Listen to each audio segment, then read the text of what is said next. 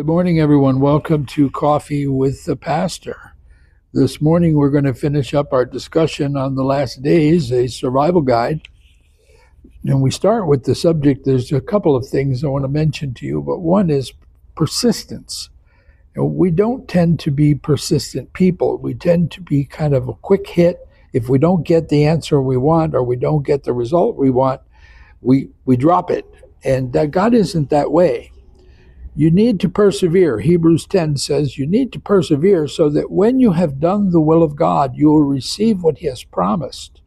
You need to persevere. Romans 5 says, and not only that, but we also glory in tribulations, knowing that tribulation produces perseverance, and perseverance, character, and character, hope. Now, hope does not disappoint because the love of God has been poured out in our hearts by the Holy Spirit. And certainly the ultimate persistent is the persistent widow. She will not go away. There was a certain city, a judge who did not fear God nor regard man.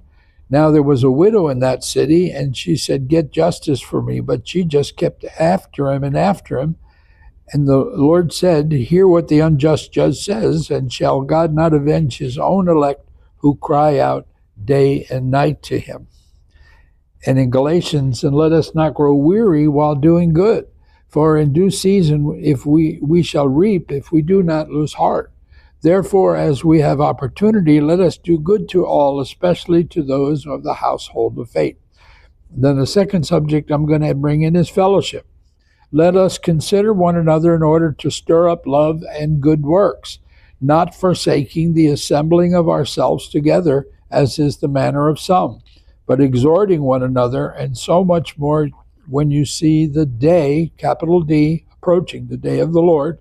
So we need each other. We need to be filled with the Spirit. And do not be drunk with wine, Ephesians says, in which is dissipation, but be filled with the Spirit, speaking to one another in psalms, hymns, and spiritual songs. And remember that Jesus Christ is the same yesterday, today, and forever. Do not be carried away by various and strange doctrines. Sometimes people throw their Bibles out and say, the season has changed. We're going to see things differently. God sees things the same. He said, I am God. I do not change. That's Malachi 3:6.